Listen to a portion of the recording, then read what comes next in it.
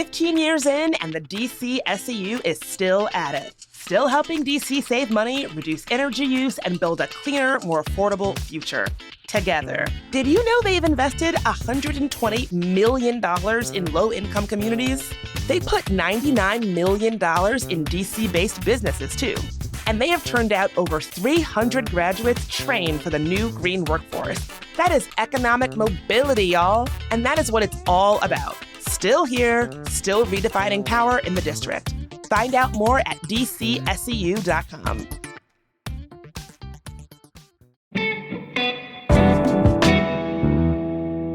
Today on CityCast DC, we're talking about DC versus DoorDash. We're talking about the DC building that everyone wants to demolish.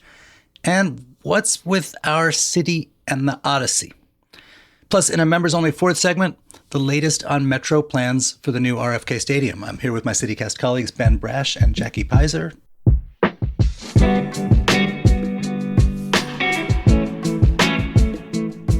It's Friday, July 24th. I'm Michael Schaefer. Here's what DC's talking about.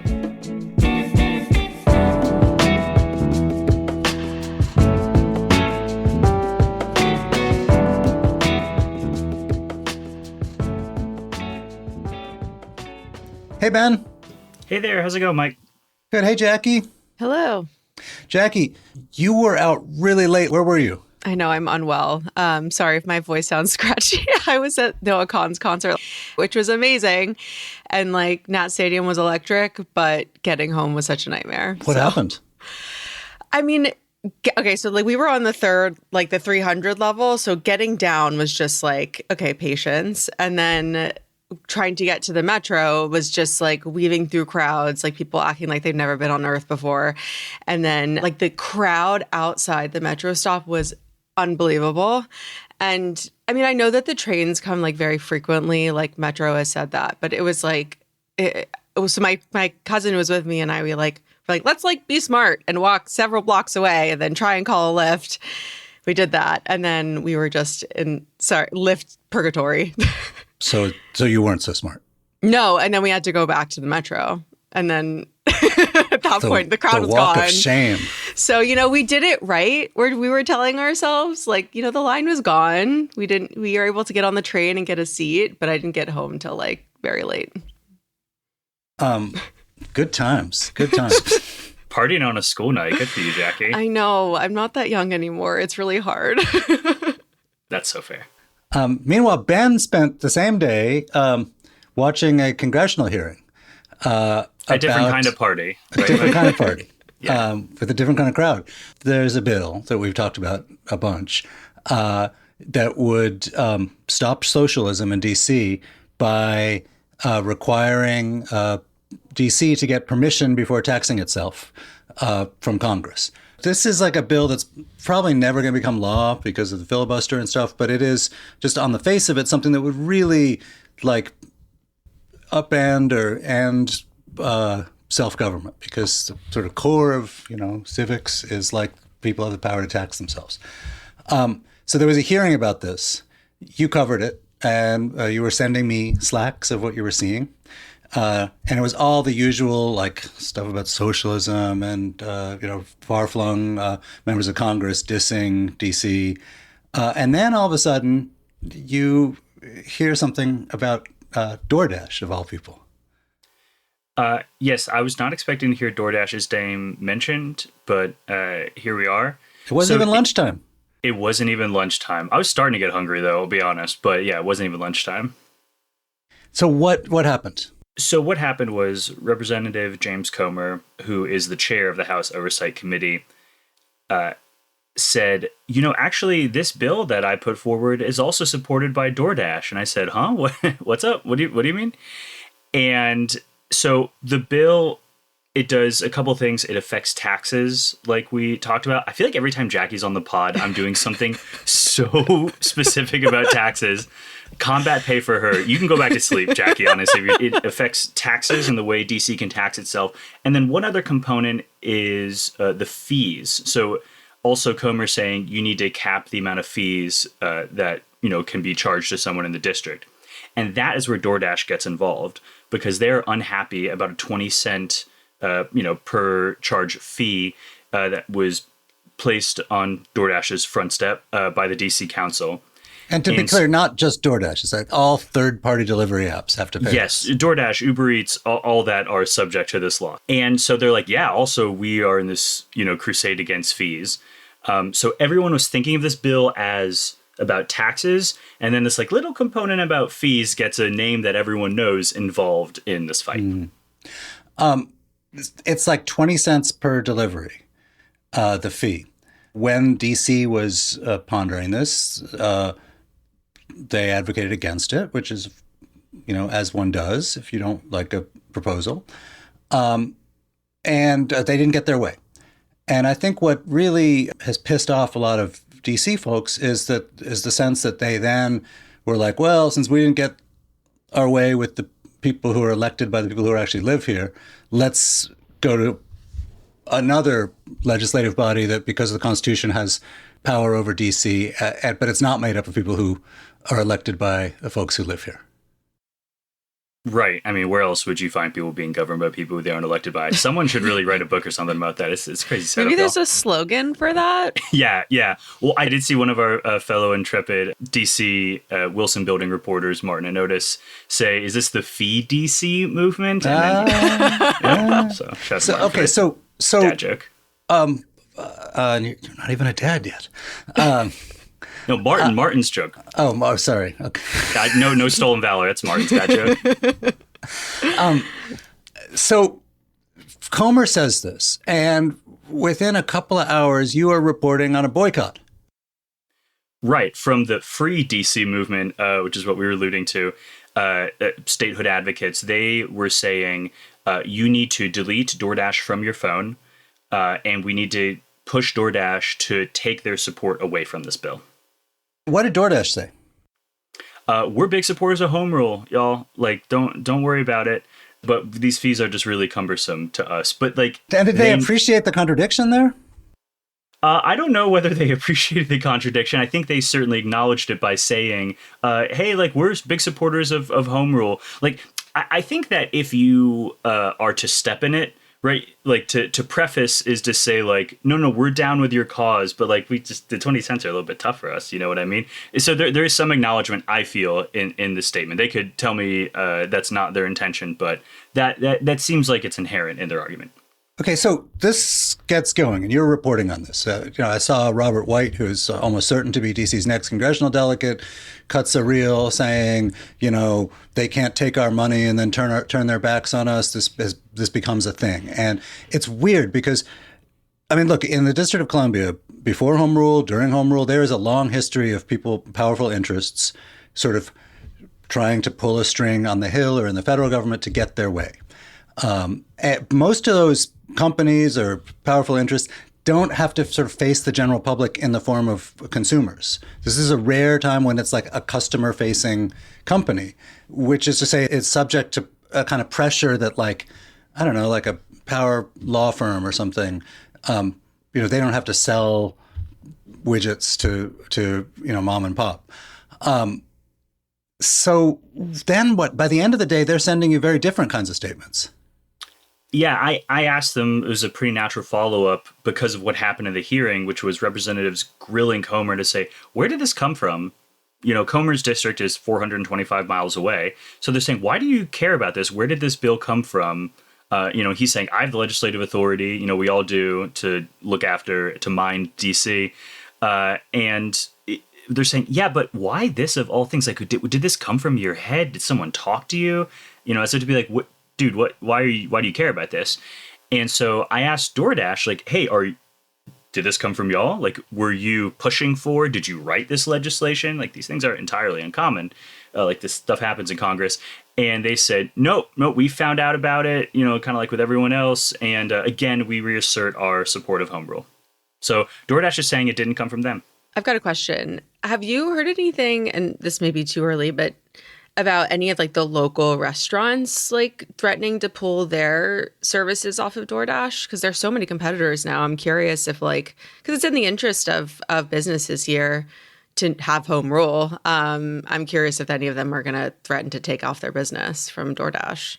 Yeah, I'm keenly interested in the idea of walking around places that have the DC flag and then also have like, a DoorDash sticker on their front door as well. And being like, hey man, how you feeling about all this? Like if they've even heard about it yet, like they're running a business. They're running restaurants, hard to do. But I am also interested to see in the local restaurant community to see how folks are handling this news. Also, bad time for the robot deliveries. Plug of my story last week. But those are supposed to partner with DoorDash. So I'll keep an eye on that. They've got like two things people don't like now. Two great flavors that go great together. I mean, like, I don't, you said just now it's in the interest of businesses to have home rule. I'm not actually sure that's true because, okay. Democracy can get in the way of some things businesses sometimes want to do. Being able to have legislative control as it used to be before home rule in the hands of a Congress that like doesn't really answer to regular people but might answer to you if you have money. That seems advantageous. But the thing is that most citizens of DC really, really, really want home rule. And most businesses that have to cater to them are going to not want to get on the wrong side of the citizens. I think restaurants in particular are right now, because of where they are in our culture, are into the sort of performative gesture of like alliance with the community. And so I kind of got the sense yesterday, and who knows, that this was one of those things where like it was starting to achieve a critical mass of like anger, which is why it's so weird that DoorDash would like court this kind of anger in the name of a bill that's like not going to happen anyway for reasons having nothing to do with justice or anything else, but having to do with like the Senate filibuster. This seems like an odd horse to back because it's kind of got a limp, like this could be a glue factory type situation, but sorry to the horses out there. Our horse listening audience, I'm quite sorry. Here's an apple. But we just did an episode yesterday on horse country, Virginia. So that's so true. Okay, well, one for no them. glue factories there. That's right. Definitely not. Okay, the places we go together are fantastic. Join us, gang. So yeah, this seems like an odd bill to back because its odds are not great. So like, why do it when you can do something like this if it's a closely held principle, But it seems like the principle that we'd be getting at, which is DC autonomy, is something they say they're for. So I'm like, why do this? This is like an odd calculation to me. Yeah, I suspect, I hate to break this to everybody, but like most people in the world really don't know very much about the nuances of the DC home rule and self-government debates, and so I think I would not attribute to malice or calculus what could be attributed to incompetence. People are just trying to get through their lives without caring about a DC home rule act. This is okay. I believe you, but I just want to give a plug for Mark Fisher's column because it was pretty excellent. It was scathing. I mean, Mark has a beautiful way with words, and if anyone wants to understand like a real hot take on that hearing, read his column. It was great. It's on the CityCast website, and I second that because while everyone else, Ben, you were reporting on the sort of what like Latute DC statehood community was thinking, and they were mad at Republicans and they were mad at DoorDash. Mark watches the hearing and is like, boy, these Democrats up there, are pretty weak sauce. Like they're not very good at this, and the Republicans are clearly salivating at the chance to run against DC's socialist mayor, and yet the Democrats up there, starting with our diminished DC delegate Eleanor Holmes Norton, really didn't, according to Mark, display any ability to like parry those attacks that were like the most predictable thing in the world.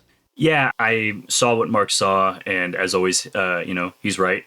Representative Stansbury out of New Mexico did a great job pushing, I think, to figure out where the bill came from. And, so asking Comer, do you believe in states' rights? So, like, why would you not be down with this? And he's like, well, because DC's not a state, to which, there were grumbles in the crowd. Fact check. True. Yeah, breaking DC, not state. Yeah.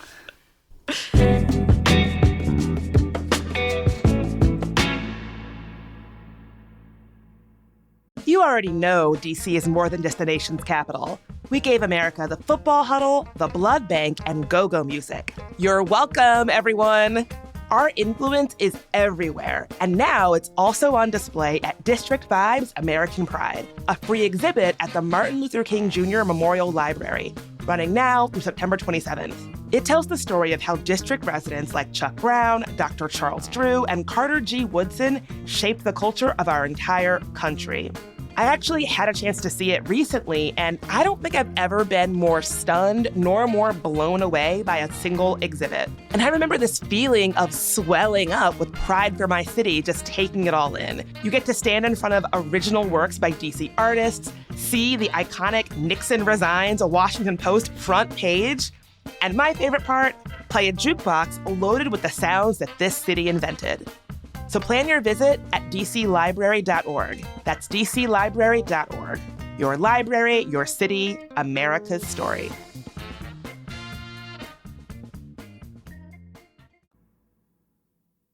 Hey, let's talk about, we were just talking about a thing where, once again, D.C. Locals are at odds with the Republicans and the conservatives. Jackie, you had a story this week about this rare place where the DC government, local neighbors, the Trump administration, MAGA intellectuals, big developers, small businesses are all on the same page, which is that they hate the Forrestal building. It was quite remarkable, honestly. Okay, what's the Forrestal building and why is it so hateable? Yeah, it's so interesting to see everyone agree. So the Forrestal building is this hunker of a building on Independence Avenue, spanning between 9th Street and 12th Southwest, and it's the home for the Department of Energy. And for a very long time, everyone across the board, people from the GSA, from the city, to experts in urban development have been saying we got to get rid of this building, and it may happen now. Why do they want to get rid of it? First of all, it's an eyesore, and it. Well, that never stopped them before. I mean, wow, but I thought it was a hunk. Oh, hunker. Oh, okay. Sorry, I misheard you. So there are a couple things. So one point someone brought out is it blocks some views. You can't see the Smithsonian Castle for one side of it, and it bisects this area between the National Mall and the wharf or the waterfront. And these developers and city planners see this amazing opportunity to really create this connection and thoroughfare between those two parts of the city, and it also just signifies a bigger possibility for developing that whole area. So this building, right now it houses the Department of Energy. And I wish I could be like the rebel and defend it here, but it's pretty indefensible. It's really ugly. It's a brutalist building, but not one of the good ones. Not even the brutalism fans don't really care about it. It's part of this, that complex, looking down 9th Street, of just really unhuman space age buildings. And the idea, this comes from the Trump administration's trying to get rid of a bunch of federal buildings, which, they're doing for their own reasons, having to do with, in some cases, being against the federal workforce and, and so on. But the upshot is there's about to be a whole bunch of new and important real estate on the market in DC. And this is not just about someone else will buy it and put their corporate office there. City planners, neighbors, businesses, developers kind of have this moment where they're able to dream of what if we could knock this down and put up a neighborhood, put up the kind of thing people that's going to really make the city dynamic and make people who don't, usually hang out at 9th and Independence want to go down there. That whole area is 230 acres, ripe for development. People are just salivating looking at it and thinking about how they can build this whole new neighborhood in the city. And also one of the issues with the Forrestal building is that it's just in complete disrepair. The Urban Land Institute did a study and they estimate that it requires $2 billion in repairs. These are deferred maintenance that they have not dealt with. And there's a lot of red tape with that. If there's any repairs they have to do, they have to go through Congress. It's just a nightmare. And then It also costs $41 million in annual operation costs. That's just, and it's not a full building. People are not in that office. So they really see this as an opportunity to tear it down and they could get some tax revenue once there is something that's developed over there. You had mentioned like this possibility for rebuilding, repurposing some of these buildings and that whole area in total. Not all people, these developers I've talked to are saying, not all of it could be made into apartment buildings. It can be mixed use. We can see even some of these buildings being repurposed. But this one is just, you cannot repurpose this building. Wait, so without getting too wonky, what happens now? Like the feds own this building. They want to sell it.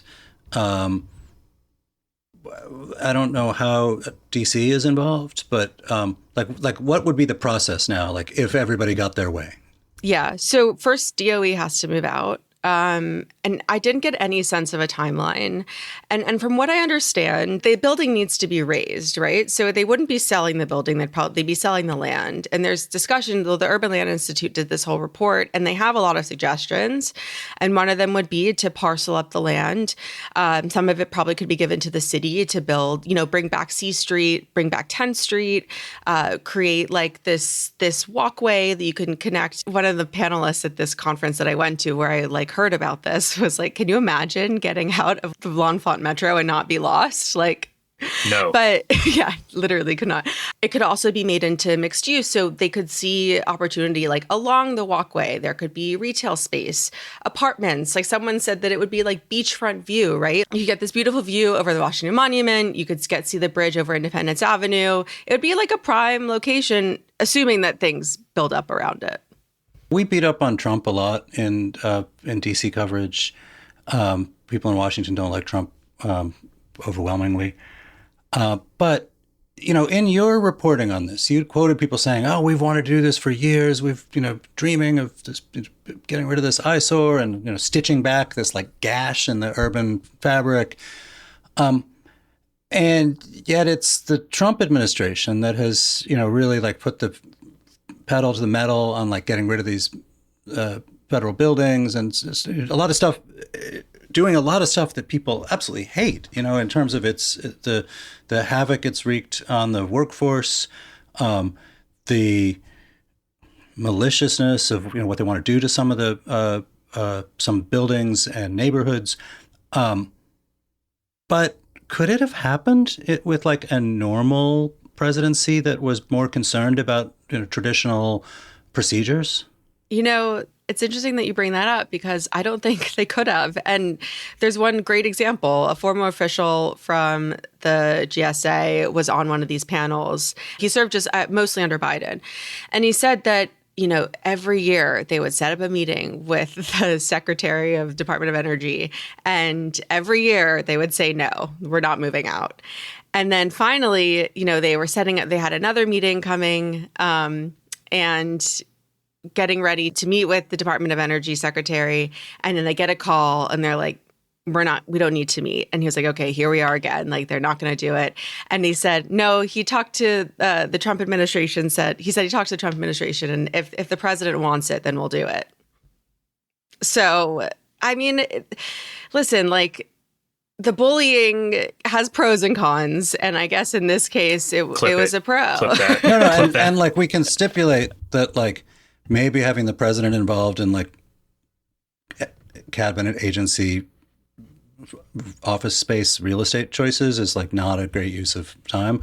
But we say a lot with the Trump and procedures this is sort of not an ideal way to run a country because the procedures are usually put in place for a reason. But in this case, the other way of having ideas just get squelched year after year, maybe because a cabinet agency likes being 9 blocks from the Capitol. That's not great either.